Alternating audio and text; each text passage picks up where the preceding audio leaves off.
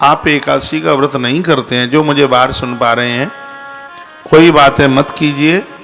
ग्रंथ में लिखा है कि एकादशी के दिन सुरापान मत कीजिए, शराब मत पीजिए, मांस मछली मत खाइए। ये बिल्कुल ठीक नहीं है, ये बिल्कुल बढ़िया नहीं है। हमारे और आप जैसे सात्विक लोगों के लिए, सनातन धर्मावलंबी लोगों के लिए, जहाँ जिस घर में कोई व्रत कर रहा है और उसी घर में पति या बेटा शराब पी के आ जाए, क्योंकि लिखा है कि एकादशी का व्रत करने वाले लोगों को इतने लोगों का दर्शन नहीं होना चाहिए, और वो सब मूड घर में ही बैठे हैं। क्या किया जाए अब बताओ, वर्णन है।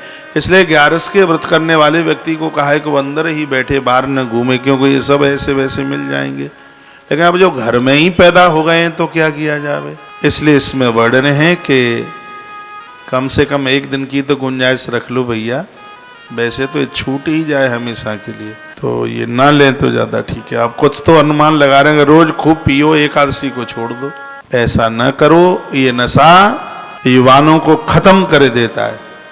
जो स्त्री पुरुष भाव से 11 का व्रत करते हैं, उनके जन्म जन्म के पाप समाप्त हो जाते हैं और अंत में विष्णु परम पदम भगवान नारायण के लोक को प्राप्त होते हैं। तो हाथ जोड़ लिए हैं मैंने ऐसे, और ये मैं कह रहा हूं, यदि आपसे बन जाए, कोई दिक्कत ना हो, तो आप 11 का व्रत अगली एकादशी से शुरू कर दो। जितने तारीख को पड़े व्रत शुरू कर दो, आरंभ कर दो।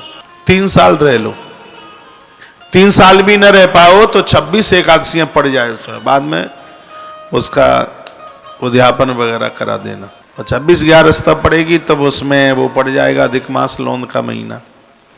हाँ, तो एक बार अधिक मास लोन का महीना पड़ जावे, कर लो। जिनकी डोकरिया बिना 11 करते करते मर के पधार गई हो ऊपर डोकरी, तो उनकी बहू ऋण मुक्त हो जाएगी।